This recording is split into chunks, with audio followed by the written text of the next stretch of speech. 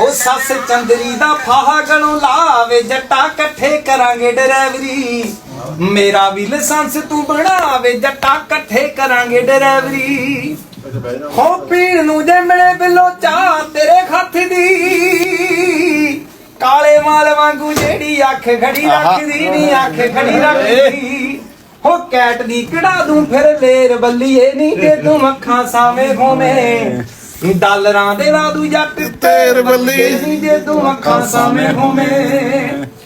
ਮੋਢੇ ਨਾਲ ਮੋਢਾ ਜੋੜ ਕਰੂੰਗੀ ਕਮਾਈ ਵੇ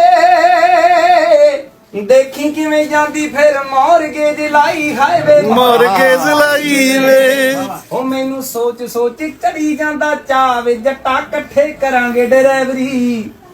ਮੇਰਾ ਵੀ ਲਾਇਸੈਂਸ ਤੂੰ ਬਣਾਵੇ ਜੱਟਾ ਇਕੱਠੇ ਕਰਾਂਗੇ ਡਰਾਈਵਰੀ